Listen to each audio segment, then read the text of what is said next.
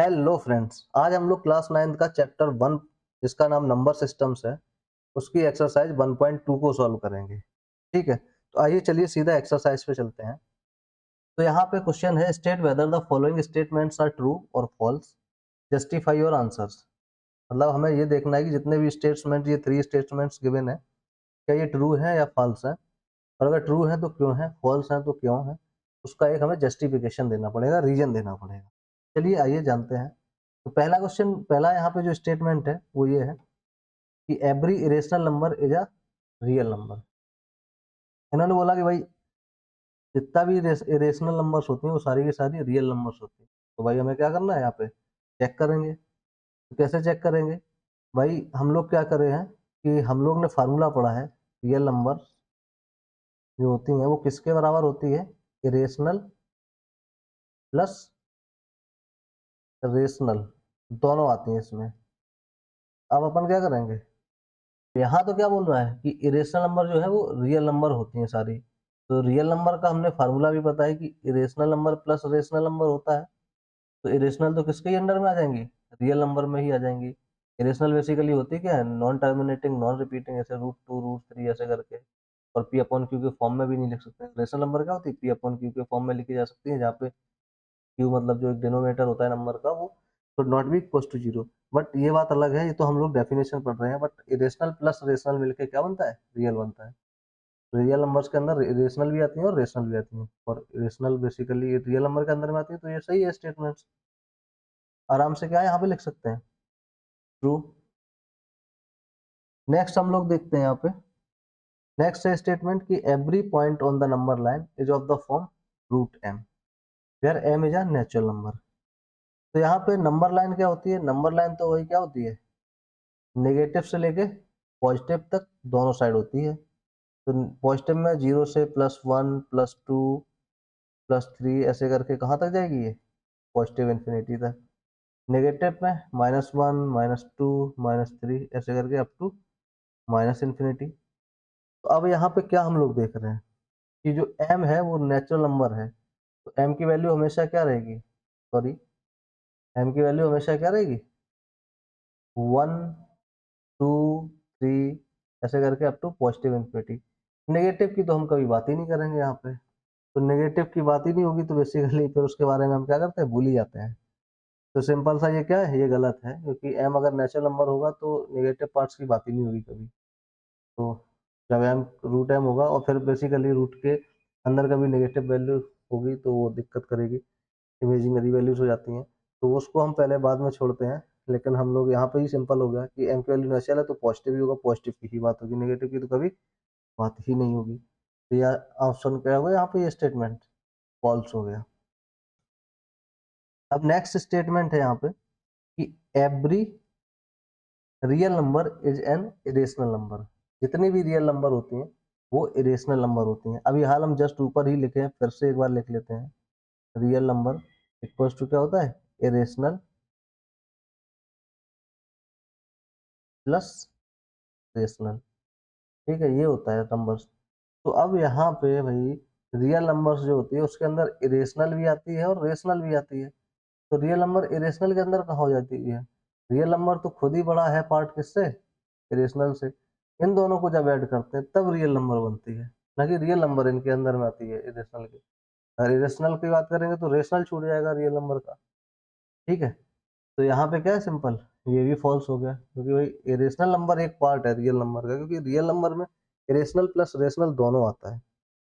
ठीक है, तो इरेशनल रियल नंबर के अंडर में आ जाती हैं, लेकिन रियल नंबर को अगर बोलें तो वो इरेशनल के अंडर में नहीं आएंगी, क्योंकि रियल नंबर में क्या बच जाएगा, रेशनल बच जाएगा। फिर रेशनल पार्ट की भी तो बात करेंगे हम इसकी। ठीक है, नेक्स्ट क्वेश्चन आते हैं भाई। यहाँ पे कह रहा है, are the square roots of all positive integers irrational. कह रहा है कि क्या जितनी भी पॉजिटिव इंटीजर्स होती हैं उनका स्क्वायर रूट इरेशनल ही होता है।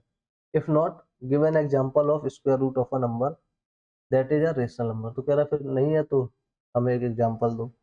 चलो हम लोग देख लेते हैं।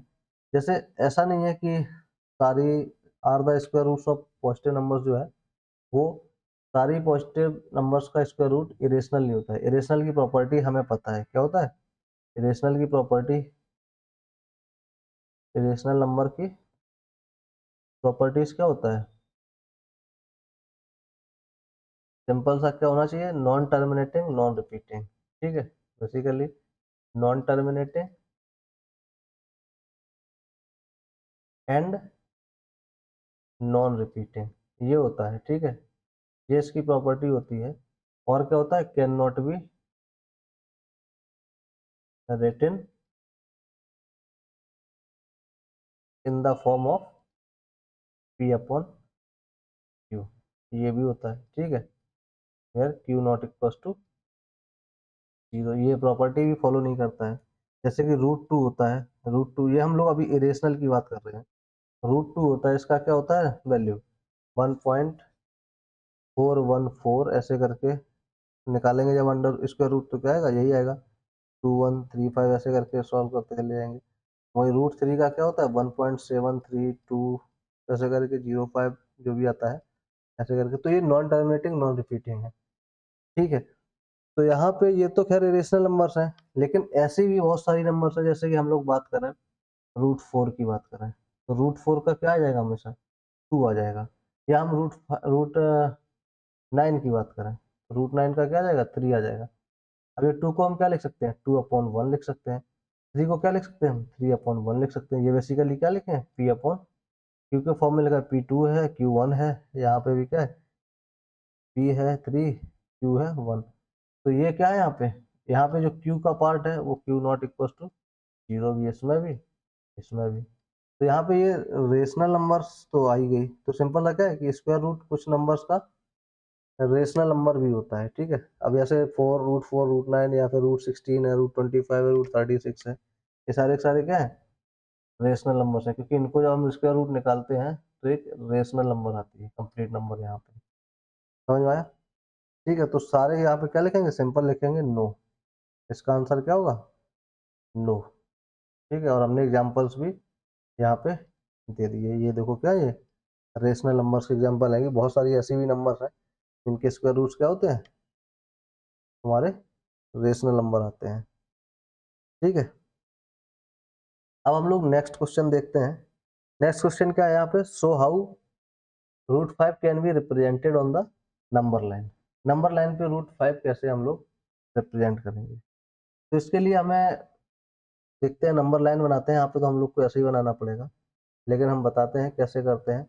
एक कॉपी पेन पे अपनी स्केल लेना, वहाँ पे नंबर लाइन बनाना, और वहाँ पे 1 2 3 4। तो जैसे यहाँ पे रियल नंबर लाइन बना रहे हैं, यहाँ पे पॉजिटिव पार्ट में 4 5 6 ऐसे अप टू पॉजिटिव इन्फिनिटी।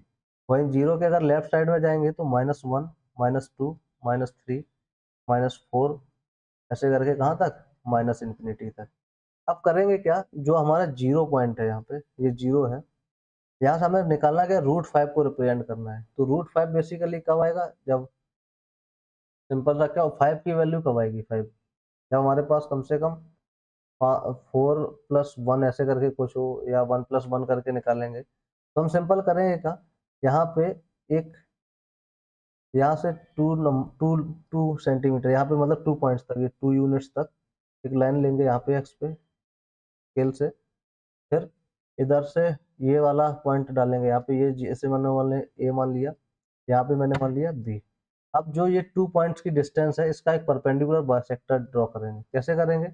0 से 2, यहाँ से एक लेंगे लाइन, और इधर से भी इक्वल डिस्टेंस, जैसे 4 से यहाँ पे लेंगे, और यहाँ पे आर्क बनाएंगे। और फिर जहाँ पे बाइसेक्ट करेगा उसको यहाँ पे ऐसे कर देंगे, और यहाँ से हम लेंगे 1 सेंटीमीटर की लाइन, केवल कितने की? 1 सेंटीमीटर की। जैसे हमने मान लिया यहाँ पे आई है 1 सेंटीमीटर का, यहाँ पॉइंट हम मान लेंगे सी। तो ये 2 हो गया और ये 1। अब यहाँ पे एक लाइन हम ड्रॉ करेंगे ऐसे, इन दोनों पॉइंट्स को ज्वाइन करेगी ए और सी की। तो जो ये लाइन होगी, ये बेसिकली क्या बन गया? एक तरीके से पीटी बन गया, मतलब राइट एंगल ट्रायंगल बन गया। तो जो 2 है, 2 का स्क्वायर करेंगे जैसे मान लो, तो यहाँ पे अगर पीटी लगाते भी हैं तो A C square equals to A B square plus B C square. तो ए बी यहाँ पे कितना है? 2 है। ये कितना है? 2। 2 का स्क्वायर प्लस बी सी कितना है यहाँ पे? 1 है। 1 का स्क्वायर, तो यहाँ पे 4 हो जाएगा प्लस 1, तो AC स्क्वायर इक्वल टू क्या आ गया, 5 आ गया, तो AC इक्वल्स टू कितना हो जाएगा, √5। तो ये जो लाइन होगी बेसिकली ये क्या रिप्रेजेंट कर रही होगी, √5। तो सिंपल हमने किया क्या कि हमने एक 2 यूनिट्स की लाइन ली यहाँ पे, जैसे 0 1 2 3 4 5 हमने ये स्केल पे मार्क किए थे पॉइंट, तो 2 मीटर यहाँ पे लिया, हमें इस तरीके से लेना है कि 5 कब आएगा PT लगाने पे। तो यहाँ पे फिर हमने क्या किया, 2 यूनिट्स का इसलिए लिया क्योंकि 2 का स्क्वायर करेंगे तो 4 आ जाएगा, 4 आ जाएगा और फिर एक और चाहिए पड़ेगा, मतलब 1 और यूनिट चाहिए होगा, तो यहाँ से 1 का स्क्वायर करेंगे तो 1 ही आएगा। तो इसलिए हमने 2 यूनिट्स एक्स पे लिया और फिर वही 2 यूनिट्स का हमने यहाँ पे परपेंडिकुलर बाइसेक्टर डाला। कैसे डालते हैं, जितना डिस्टेंस लेफ्ट पे लिए जैसे 0 से 2, उधर ही राइट साइड से 2 लेंगे, तो मतलब 4 से फिर यहाँ पे तुम्हारे मतलब प्रकार से क्या कर लेंगे, आर्क लगा लेंगे। तो जहाँ पे कट करेगा उसको ज्वाइन कर दो 2 से। जब ज्वाइन कर दिया तो यहाँ पे फिर क्या करेंगे, हम इस परपेंडिकुलर पे 1 डिस्टेंस ले लेंगे, 1 यूनिट, और वहाँ पे पॉइंट डाल देंगे C, और A से C को ज्वाइन कर दो तो वही नंबर क्या हो जाएगा हमारा, √5 हो जाएगा। कैसे निकाला, 2 का स्क्वायर यहाँ पे हमने क्या लगा लिया, यहाँ पे PT लगा लिया। ऐसे 1 1 करके भी हम लोग निकाल सकते हैं, 1 का स्क्वायर करते यहाँ पे क्या होता, जैसे 1 लेते तो 1 का स्क्वायर करते, यहाँ पे 1 लेते तो 2 √2 होता, फिर यहाँ से परपेंडिकुलर डालते, ऐसे करके हम लोग क्या कर सकते हैं, पूरा बना सकते हैं। हम कोई भी ले सकते हैं लेकिन हमें धीमे धीमे करके पता करना पड़ेगा। तो ऐसे करके हमने ये ड्रॉ कर लिया। तो एक्सरसाइज ये इतनी थी। फोर्थ क्वेश्चन क्या है, एक स्टूडेंट एक्टिविटी है, उसका कोई मतलब नहीं है। तो थैंक यू। हम लोग आगे देखेंगे एक्सरसाइज 1.3 अगले लेक्चर्स में। तब तक के लिए हमसे जुड़िए और हमारे चैनल को सब्सक्राइब कीजिए, लाइक कीजिए, शेयर कीजिए।